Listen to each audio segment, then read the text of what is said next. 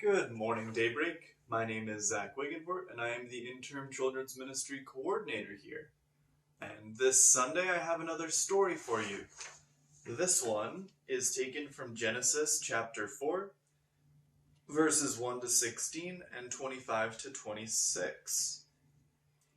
Adam and Eve left the garden, and soon they started a family. They had a son named Cain, and another son named Abel.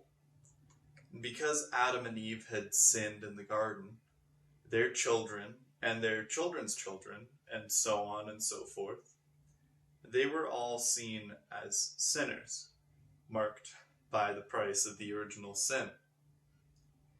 Abel became a shepherd, and Cain worked the ground as a farmer. And one day, both of them made an offering to God. Cain gave some of the plants he had grown, and Abel, he presented one of the sheep in his flock.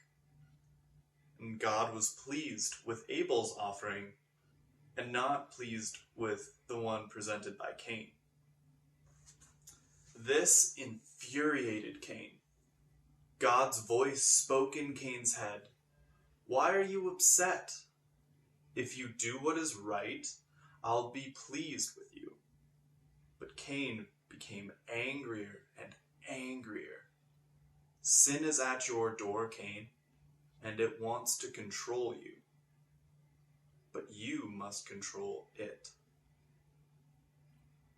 Cain invited Abel to go out into the field with him. While they were in the field, Cain killed his brother Abel. And God asked Cain, "Where is your brother Abel?" And Cain said, "I don't know. Is it my job to look after him?" But God knew what had happened. The darkness at Cain's door had crept inside and taken him. God said to Cain, "What have you done?" Because of Cain's choice, God cursed Cain, much like he did with Adam, Eve, and the serpent in the garden. "Now you are under a curse and driven from the ground, which opens its mouth to receive your brother's blood from your hand. When you work the ground, it will no longer yield its crops to you. You will be a restless wanderer of the earth."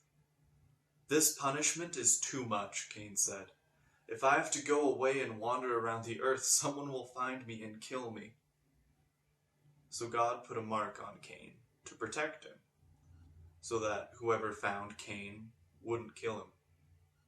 Then Cain left the land and went to live in a place called Nod. And so it was that Cain, a man who had worked the land and set out to please God, grew jealous and petty and let it cloud his judgment. And now he would be cursed to never work the land again.